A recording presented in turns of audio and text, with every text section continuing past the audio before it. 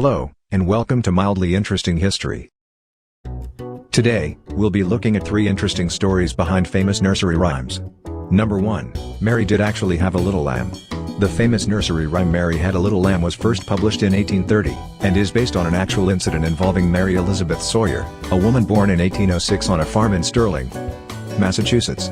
In 1815, Mary, then 9, was helping her father with farm chores when they discovered a sickly newborn lamb in the sheep pen that had been abandoned by its mother.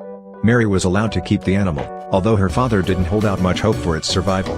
Against the odds, Mary managed to nurse the lamb back to health. Sometime later, Mary was on her way to school with her brother when the lamb began following them. The siblings apparently weren't trying very hard to prevent the lamb from tagging along, even hauling it over a large stone fence they had to cross to get to Redstone School, the one-room schoolhouse they attended. Once there, Mary secretly hid her pet under her desk and covered her with a blanket. But when Mary was called to the front of the class to recite her lessons, the lamb popped out of its hiding place and, much to Mary's chagrin and to the merriment of her classmates, came loping up the aisle after her. The lamb was shooed out, where it then waited outside until Mary took her home during lunch. The next day, John Rulestone, a student a year or two older, handed Mary a piece of paper with a poem he'd written about the previous day's events, which later evolved into the well-known rhyme. Number 2, Ring-a-Ring-a Roses is actually about the Great Plague. Although first published in 1881, the classic nursery rhyme is believed to have been sung as far back as the 1790s. Before the Second World War, the nursery rhyme was believed to have described an ancient pagan ritual, although since then, further analysis into the lyrics has revealed a more depressing interpretation, which is now generally accepted as the true meaning of the rhyme.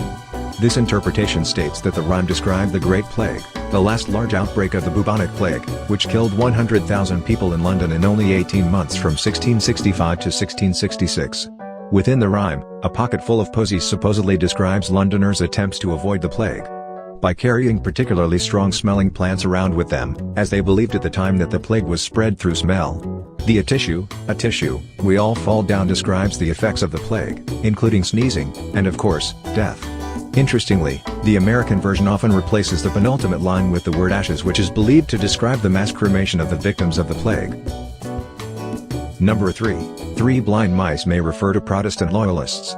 The earliest version of this rhyme can be traced back to 1609 and is believed to be a metaphor for the harsh treatment of Protestants by the devout Catholic Queen Mary I, who ruled England from 1553 to 1558.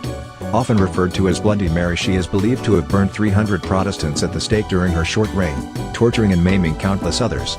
In 3 Blind Mice, the farmer's wife is meant to represent Mary, cutting off their tails after catching the mice, which quite obviously reflects her real-life maiming of Protestants. Specifically, the mice in the tale are believed to have represented 3 real-life Protestant bishops, often called the Oxford Martyrs, who were blinded, tortured and then executed in 1555.